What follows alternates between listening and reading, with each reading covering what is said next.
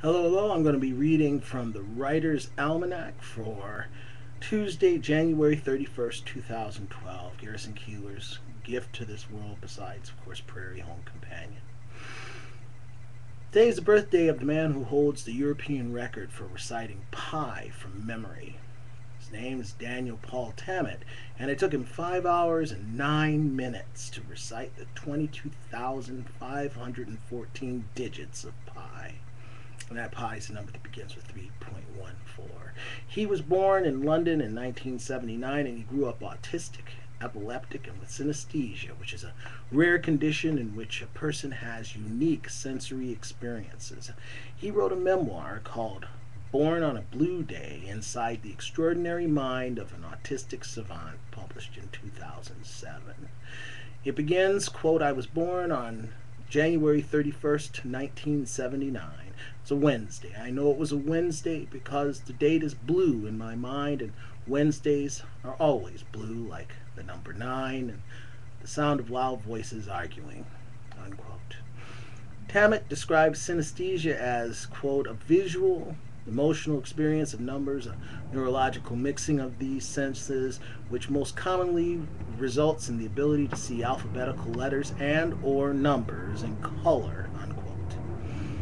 Vladimir Nabokov was also a synesthete and documented his perspectives and experiences in the memoir Speak Memory, published in 1966. Daniel Tammet said, quote, numbers are my friends, and they are always around me. Each one is unique and has its own personality, unquote. You know, Olivier Messiaen, the wonderful composer, also was able to see music in colors. It's different to me, music. I can kind of imagine that. Hard to imagine numbers, but he can imagine music in colors. He said the upper high notes, white and black keys going up to the high, started, went basically the spectrum, red, orange, yellow, white. And as he is heading down, they get all muddy and ruddy, red, dark red, brown, and black. Very interesting way of looking at music and seeing numbers. It's the birthday of short story writer and novelist John O'Hara, born in Pottsville, Pennsylvania in 1905, one of the most popular serious writers of his time. He wrote many best-selling novels, including Appointment in Samara in 1934, A Rage to Live in 1949. Many critics consider his best work to be his short stories, which are published as the collected short stories of John O'Hara, published in 1984. It's the birthday of Norman Mailer, who was born in Long Branch, New Jersey in 1923. He studied engineering at Harvard. When he was drafted into the Army in 1944, he served in the Philippines and Japan.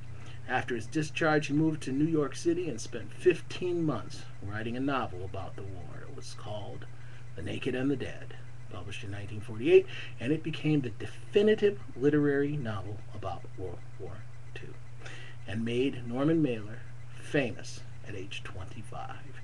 He went on to win 2 Pulitzer Prizes, one for The Armies of the Night, which was published in 1968, and for his non-fiction novel The Executioner's Song, published in 1979. A poem for you. Here's a poem. It's called The Weight, Weight, written by Linda Gregg. And Linda Gregg was born in 1942 in Suffern, New York, which is just outside of New York City, and she ended up growing up on the other side of the country in Marin County, California, where she received both her Bachelor and Master's of Arts from San Francisco State College. Her first book of poems, Too Bright to See, was published in 1981. She was in a long relationship to poet Jack Gilbert, but later married writer, political activist, and philosophy professor John Bretlinger. The couple divorced in 1990. She began teaching poetry at schools like Indian Valley College, the University of Tucson, Napa State, Louisiana State University. She's been living in New York since 2006, and until 2008, she taught as a lecturer in the Creative Writing Program in the University Center for the Creative and Performing Arts at Princeton University. The Wait by Linda Gregg. Two horses were put together in the same paddock, night and day.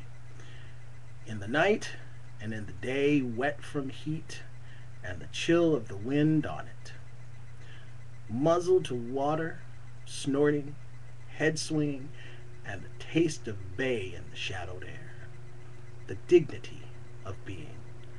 They slept that way, knowing each other's ways, withers quivering for a moment, fetlock and the proud rise at the base of the tail, width of the back, the volume of them, and each other's weight. Fences were nothing compared to that. People were nothing.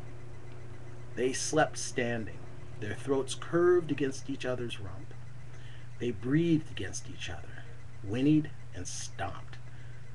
There are things they did I do not know. The privacy of them had a river in it, had our universe in it, and the way its borders looked back at us with the light, this was finally their freedom, the freedom an oak tree knows, that is built at night by stars. The Wait by Linda Gregg, from Chosen by the Lion, published by Grey Wolf Press in 1994, reprinted with permission for the Writer's Almanac. Production credits: hosts Garrison Keillor, writers are Betsy Allister, Priscilla Kinter, Heather McPherson, and Holly Vanderhaar. Technical director Thomas Schweitzer, the engineer Noah Smith, coordinator Nick Vetter. Permissions were obtained by Kathy Roach. As Garrison Keillor always says, be well, do good work, and